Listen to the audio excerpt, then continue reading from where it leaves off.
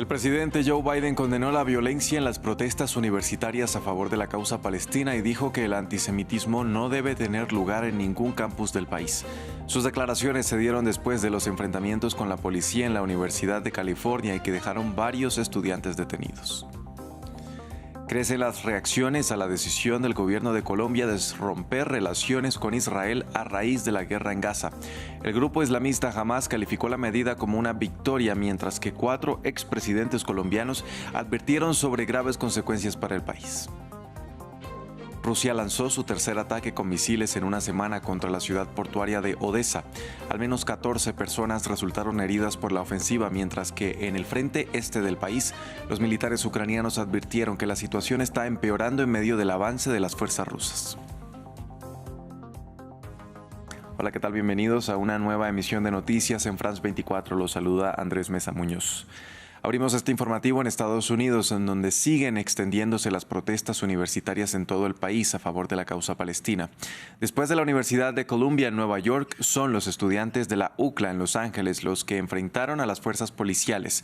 Durante la noche del miércoles, los uniformados rompieron las barricadas de los activistas pro-palestinos y detuvieron a algunos de los manifestantes. Esta mañana la situación seguía siendo tensa en el campus. Más detalles con William Gasso. Explosiones y gas lacrimógeno en medio del campamento. Las fuerzas policiales rompieron las barricadas levantadas por los estudiantes pro-palestinos de la Universidad de California en Los Ángeles. Agentes de policía retiraban las carpas mientras algunos estudiantes eran arrestados. I'm a student here. I'm an English major. Please, don't fail us. Don't fail us. Unas detenciones ilegítimas según los activistas que siguen apoyando la resistencia de los universitarios. It's very inspiring to see that the students are not backing down, that they are.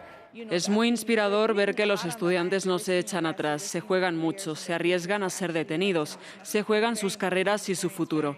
Y es indignante que primero se enviara a la policía de Los Ángeles, luego a la CHP con armas menos letales contra manifestantes pacíficos. Esto no es legítimo. Esta mañana, en medio de la relativa calma, en el campus todavía quedaban rastros de los enfrentamientos. Fuerzas policiales permanecen en el campus universitario y consideran el operativo como un éxito.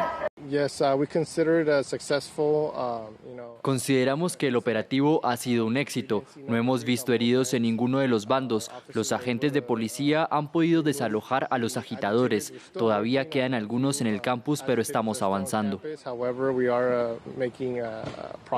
El movimiento estudiantil de la UCLA, al igual que en decenas de campus, buscaba expresar solidaridad con Gaza. Exigen un alto el fuego en el enclave palestino y terminar los vínculos de la universidad con empresas que apoyen la ofensiva en Gaza. Pero no todos los estudiantes defienden la causa palestina. El miércoles estallaron enfrentamientos entre activistas pro-palestinos y otros a favor de Israel. Tras la última jornada de manifestaciones en varios campus universitarios de Estados Unidos, el presidente Joe Biden defendió el derecho a la protesta, pero condenó la violencia y el antisemitismo que, según él, se ha presentado en las movilizaciones. Quiero ser claro en esto, no debe haber cabida en ningún campus o en el país para el antisemitismo o la amenaza de violencia contra estudiantes judíos. No hay cabida para las expresiones de odio o de violencia, ya se trate de antisemitismo, islamofobia o discriminación contra árabes estadounidenses o palestinos estadounidenses. Eso está mal. En Estados Unidos no hay cabida para el racismo. La represión contra las manifestaciones estudiantiles que defienden a los palestinos en Gaza también se han visto en instituciones educativas de Francia, como en la Universidad Sciences Po. Allí se llevó a cabo un debate interno sobre la situación y, como parte de la protesta, un estudiante empezó una huelga de hambre hasta que la universidad cumpla sus demandas. Comenzó el primer estudiante una huelga de hambre en solidaridad con las víctimas palestinas, pero sobre todo para protestar contra la forma en que Sciences Po ha reprimido continuamente a los estudiantes que desean apoyar a Palestina. La estudiante continuará su huelga de hambre hasta que Sciences Po acepte la siguiente demanda: la inclusión en la lista, agenda y la celebración de una votación oficial no anónima en el Consejo del Instituto para investigar las asociaciones con universidades israelíes que contribuyen al genocidio. Este jueves entró en vigor la ruptura de las relaciones con Israel anunciada ayer por el presidente presidente colombiano Gustavo Petro en rechazo a la guerra en Gaza. Y desde entonces las reacciones tanto a favor como en contra de la medida han ido en aumento.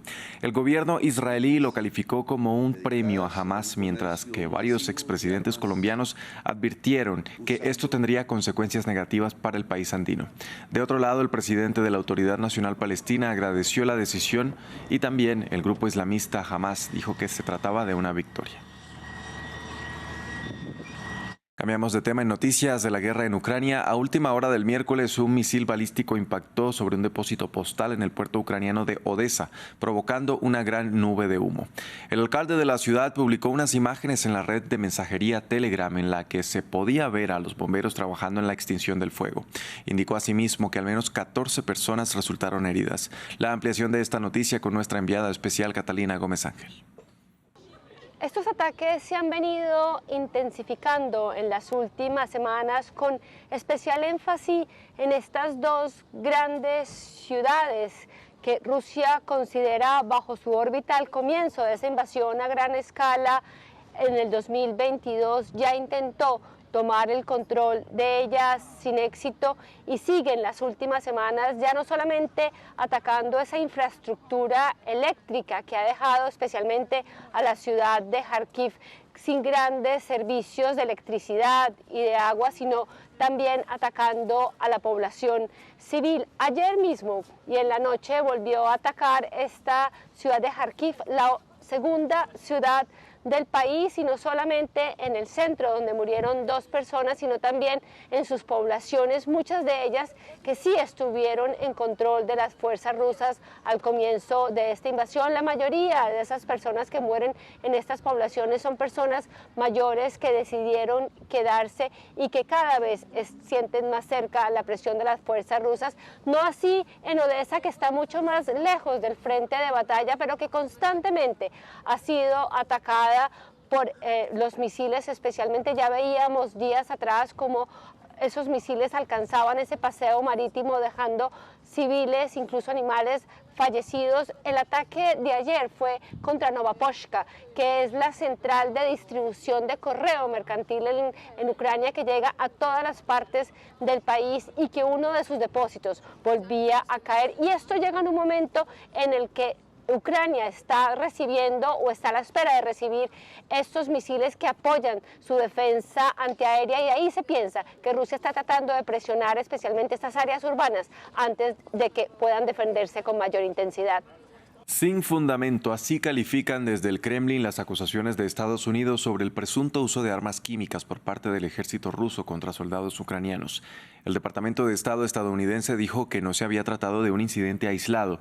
Debido a estos señalamientos, Washington emitió sanciones contra entidades rusas vinculadas con el desarrollo de armas químicas y biológicas. Mientras siguen cayendo las bombas sobre Odesa, Estados Unidos ha acusado a Rusia de utilizar un arma química usada durante la Primera Guerra Mundial contra soldados ucranianos. Se trata del gas cloropicrina, un agente asfixiante prohibido por la Organización para la Prohibición de las Armas Químicas de La Haya. El uso de tales sustancias químicas no es un incidente aislado y probablemente obedece al deseo de las fuerzas rusas de desalojar a las fuerzas ucranianas de sus posiciones fortificadas y lograr avances tácticos en el campo de batalla. Ucrania y Estados Unidos también han acusado a Rusia de utilizar productos químicos antidisturbios como granadas cargadas con fuertes gases lacrimógenos. Ucrania afirma que unos 500 soldados han sido tratados por exposición a sustancias químicas tóxicas. En cuanto a las granadas cargadas con cloro, Ucrania dijo el mes pasado que se utilizaron en agosto cerca de Zaporizhia. Sin embargo, el Kremlin rechazó las acusaciones estadounidenses. Habitualmente estos anuncios no tienen ningún fondo. Rusia estaba y sigue estando comprometida con sus obligaciones respecto al derecho internacional en el ámbito mencionado.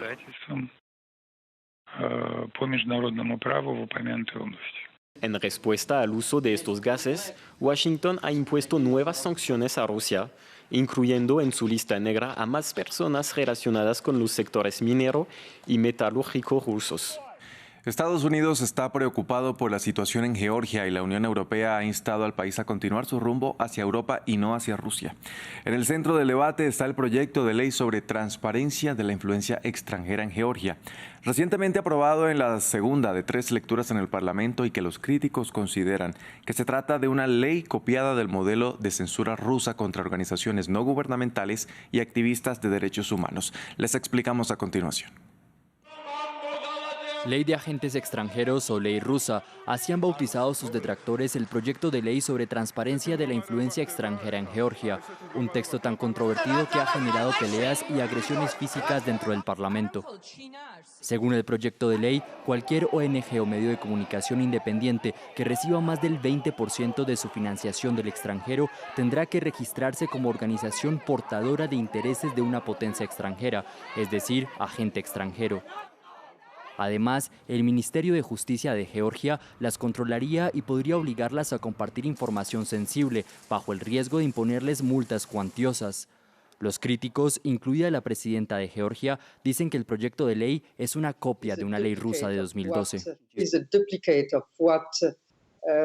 Es un duplicado de lo que Putin ha estado haciendo en Rusia en los últimos años para reprimir a la sociedad civil y a las ONG. El primer ministro de Georgia ha acusado a las ONG de intentar organizar 2 revoluciones en el país. Su partido en el poder, Sueño Georgiano, sostiene que la ley aumentará la transparencia de la financiación extranjera y niega que Rusia esté detrás de la legislación. Pero los partidos de la oposición y los manifestantes no se lo creen. La rusificación de Georgia está en marcha. Están intentando establecer la dictadura rusa en Georgia. Por desgracia, los legisladores georgianos participan en este proceso, aplicando políticas rusas en el país desde hace años. La tercera y última lectura de la legislación está prevista para mediados de mayo.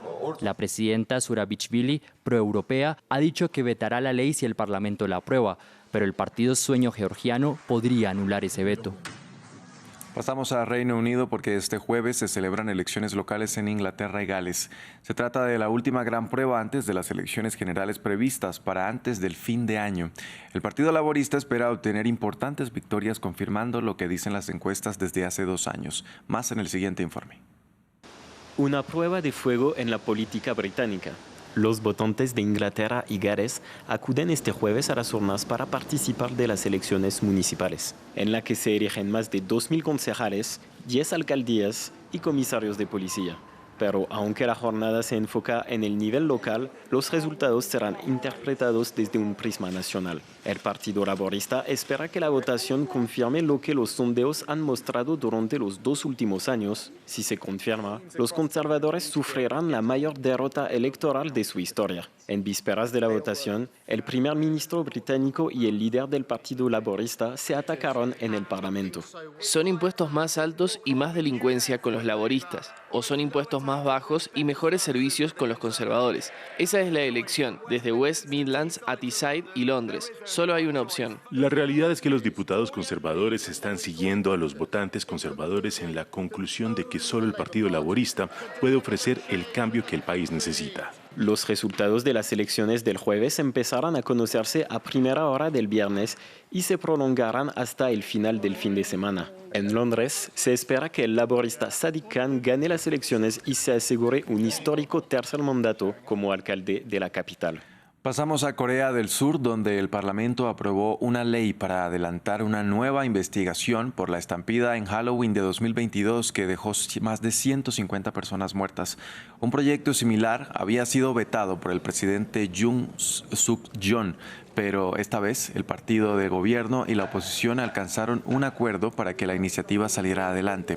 La ley establece la creación de un comité conformado por integrantes de los 2 principales partidos del país y que se encargará de determinar los responsables de la tragedia y el actuar de las autoridades.